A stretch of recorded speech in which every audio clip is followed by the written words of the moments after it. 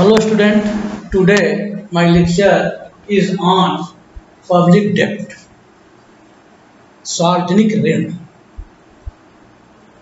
आप जानते हैं कि सरकार के आय के स्रोत पब्लिक रेवेन्यू के सोर्सेस टैक्स है और दूसरा ये गवर्नमेंट अपने एक्सपेंडिचर को मीट आउट करने के लिए पब्लिक डेब्ट भी देती है, सार्वजनिक ऋण भी देती है।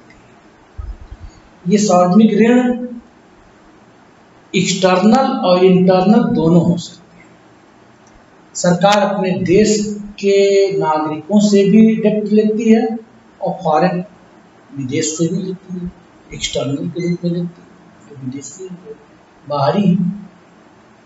और सरकार के आय के जो स्रोत हैं तो टैक्स है, पेनाल्टी है, स्टाम्प ड्यूटी है, प्रोडक्शन जो करती है, अदर सर्विस के रूप में अपने आय को जनरेट करती है।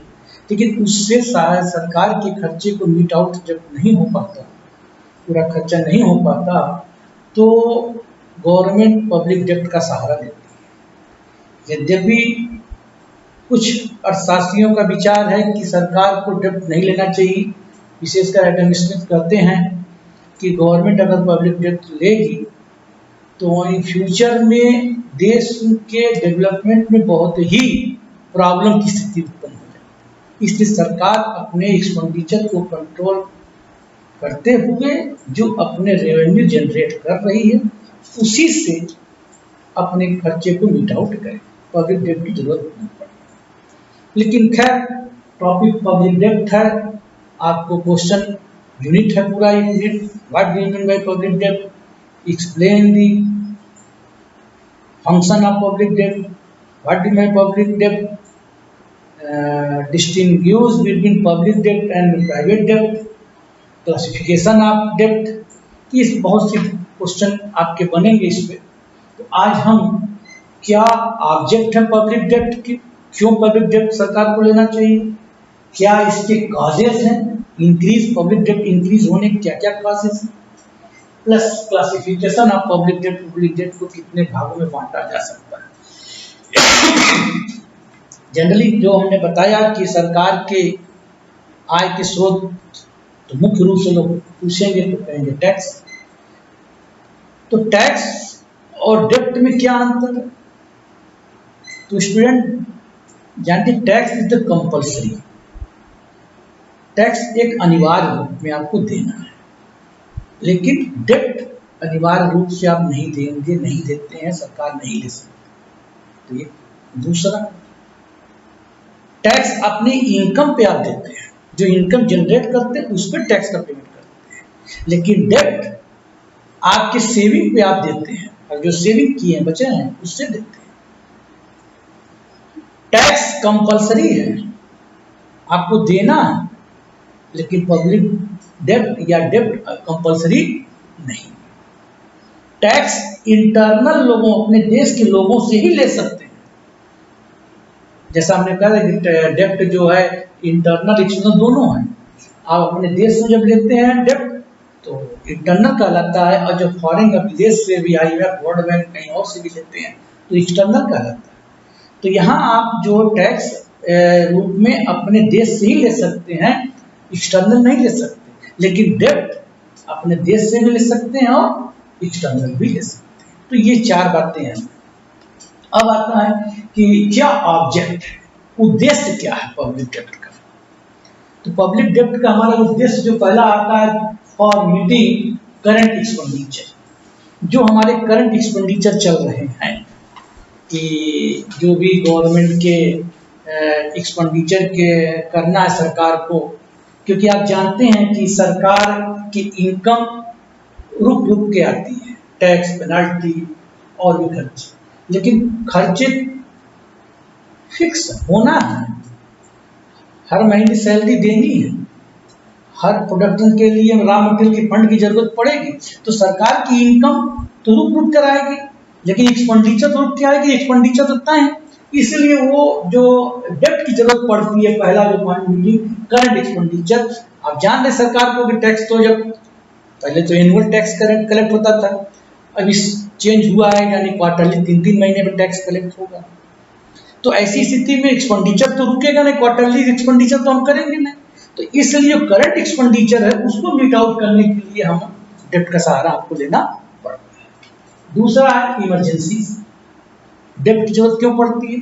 इमरजेंसी जैसे पड़ गई, सरकार को तत्कालिक आकस्मिक खर्चे के रूप में, जैसे बाढ़ आ गई, सूखा पड़ गया, अर्थक्वेक आ गया, तो ऐसी स्थिति में ये इमरजेंसी खर्चे को, जो गवर्नमेंट के इनकम तो आ रहे हैं वो तो रेगुलर एक्सपेंडिचर के रूप में जा रहे हैं, लेकिन इमरजेंसी खर्चे के लिए तो गवर्नमेंट डेब्ट का सहारा लेती है।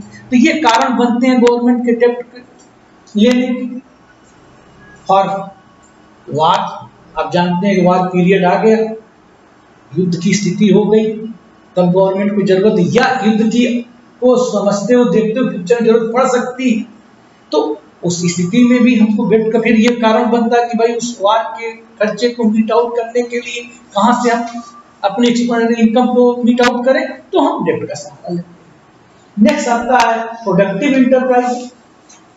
अब हमको ये देखते हैं कि नहीं, इस प्रोडक्ट की डिमांड है, इस प्रोडक्ट को अगर हम मैन्युफैक्चरिंग करके सेल करते हैं, क्योंकि गवर्नमेंट का कार्य केवल इंटरनल और एक्सटर्नल सिक्योरिटी नहीं, प्रोडक्टिव काम भी करती है गवर्नमेंट।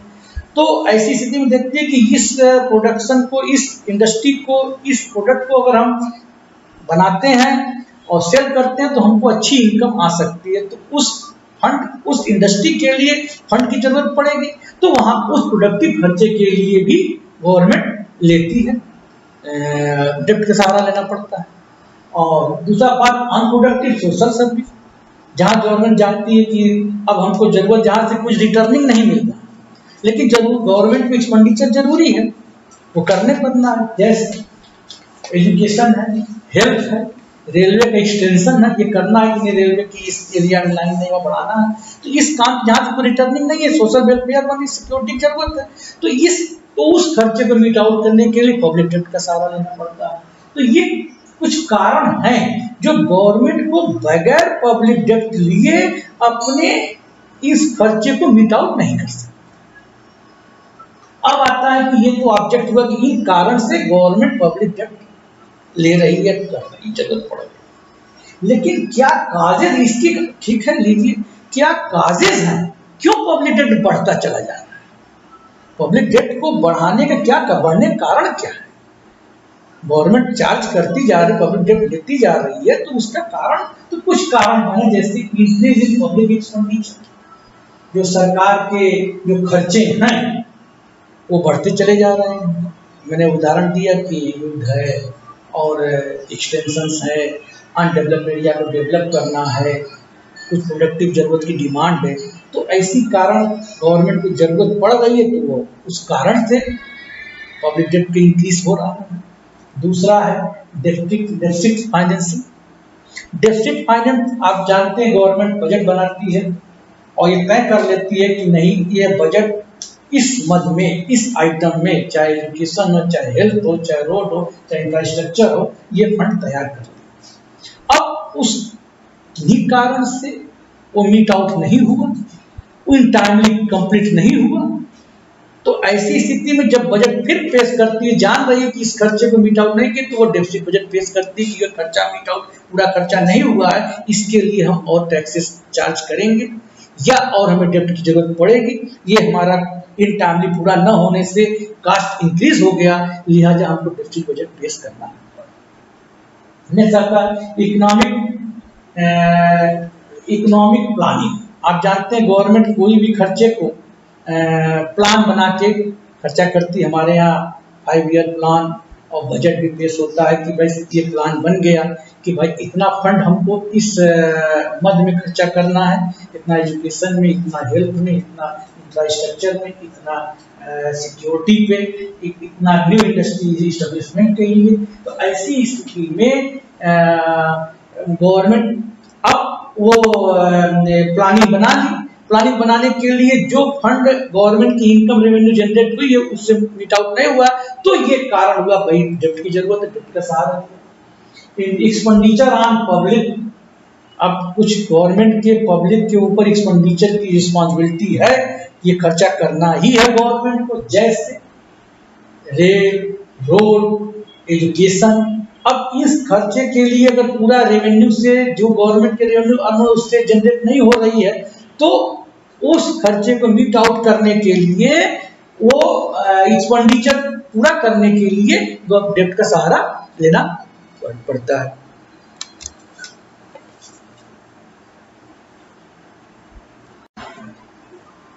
नेक्स्ट पॉइंट बनता है, लास्ट पॉइंट, इकोनॉमिक इंस्टेबिलिटी। आप जानते हैं कि अस्थिरता, आर्थिक अस्थिरता का ही कारण एक होता है कि रिसेशन हुआ, इन्फ्लेशन हुआ, महंगाई बढ़ी, रेपो रेट कम करना पड़ा, और रिसेशन हुआ, मंदी आई, किन्हीं कारण से आई। तो इन पूरा करने के लिए गवर्नमेंट को डेब्ट का सहारा लेना पड़ता है। तो ये हुआ ऑब्जेक्ट हमारे काजेस कि जो पब्लिक डेब्ट के इंक्रीज होने के क्या क्या कारण हैं। अब आते हैं क्लासिफिकेशन पे। तो क्लासिफिकेशन में on the basis of sources, on the basis of conjunctions, on the basis of nature, on the basis of period, on the basis of interest, on the basis of payment, ये तरह तरह के on the basis of period means कितने period के लिए आप ले रहे हैं, लॉन्ग टर्म के लिए, शॉर्ट टर्म के लिए, क्योंकि इसके लिए कुछ पॉइंट आपको चलेंगे। On the basis of sources, आप जो डेब्ट ले रहे हैं उसके सोर्सेस क्या हैं, इंटरनल है कि एक्सटर्नल है। इंटरनल है, पब्लिक के माध्यम से ले रहे हैं, कितने रूप में ले रहे हैं, कितने दिन के ले रहे हैं, और दूसरा एक्सटर्नल है, आपका जो डेब्ट ले रहे हैं तो सोर्सेस क्या है, एक्सटर्नल है, फॉरेन से ले रहे हैं, चाहे IMF से ले, चाहे वर्ल्ड बैंक से ले रहे हैं, तो IRBD से ले रहे हैं, तो ये आपको एक्सटर्नल है। दूसरा on the basis of consumption, जो आप डेब्ट ले रहे हैं किस उपभोग के लिए, किस खर्चे के लिए ले रहे हैं, प्रोडक्टिव कि अनप्रोडक्टिव। वो जो डेब्ट ले रहे हैं अगर प्रोडक्टिव ले रहे हैं, उससे कैपिटल फॉर्मेशन हो रहा है, एसेट्स फॉर्मुलेट हो रहा है, तब तो ठीक है, और अनप्रोडक्टिव हो रहा है तो फिर आपको लॉस की जरूरत पड़ेगी। तो हाँ, on the next point, on the basis of nature, जो पब्लिक डेब्ट के संदर्भ में नेचर के आधार पर कंपल्सरी है या वॉलंटरी है, ऐच्छिक है या कंपल्सरी। ऐच्छिक मीन्स अगर आपको जरूरत है पैसे की, आपको इंटरेस्ट की जरूरत है, तो आप गवर्नमेंट आपसे लेके और पेमेंट करेंगे। अब कंपल्सरी दूसरी, फिर कंपल्सरी डेब्ट, गवर्नमेंट एक पब्लिक डिपॉजिट स्कीम के तहत कंपल्सरी करती कि नहीं आपको इतना डेब्ट देना है इतने पीरियड के लिए। जैसा भारत सरकार ने लागू किया था स्कीम, कंपल्सरी डिपॉजिट स्कीम के तहत कि कंपल्सरी की। तो ऑन बेसिस ऑफ नेचर में वॉलंटरी और कंपल्सरी दोनों है कि वॉलंटरी ठीक इच्छा है आप तो डेब्ट दीजिए और इंटरेस्ट गवर्नमेंट के डेब्ट लीजिए, और दूसरा कंपल्सरी है कि डिपॉजिट स्कीम में कंपल्सरी है अगर आपको देना। Next on the basis of period, जो पब्लिक डेब्ट गवर्नमेंट ले रही है इसका पीरियड ये शॉर्ट पीरियड के ले रही है कि लॉन्ग पीरियड। आप गवर्नमेंट को डेब्ट दे रहे हैं तो 2, 3 साल, 4 साल, 5 साल शॉर्ट पीरियड के दे रहे हैं, तो गवर्नमेंट डेब्ट लेती है, ठीक है, after 3 year, after 4 year, after 5 year मैं आपको रिफंड जो डेब्ट लिया वो वापस कर दूंगा। तो लॉन्ग पीरियड के लिए दे रहे हैं, ठीक है, 10 साल, 20 साल के लॉन्ग पीरियड के लिए आपने दिया, तो गवर्नमेंट ऑन द पीरियड के साथ शॉर्ट पीरियड और लॉन्ग पीरियड। नेक्स्ट आता है on the basis of payment, payment में रिडीमेबल, इनरिडीमेबल, ठीक है, आपको रिडीमेबल मीन्स आपने लिया और टाइम बाउंड के लिए 1 साल 2 साल के लिए विद इंटरेस्ट मैंने आपको रिडीम कर दिया, पेमेंट वापस कर दिया, रिडीमेबल।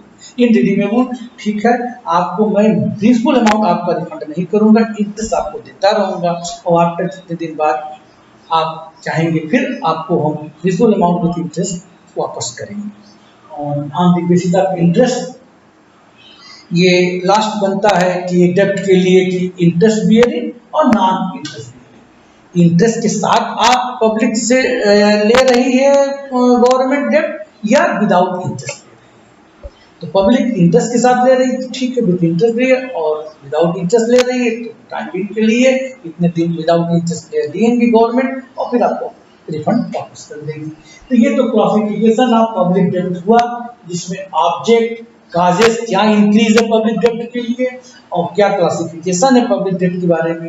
ये इस बारे में आपको 2 क्वेश्चन तैयार होंगे स्टूडेंट, और इस नेक्स्ट जो चैप्टर रहेगा वो मैक्सिमम सोशल एडवांटेज पे रहेगा, वो आपके जो इम्पोर्टेंट चैप्टर है मैक्सिमम सोशल एडवांटेज पे मेरा लेक्चर रहेगा। Okay, thank you.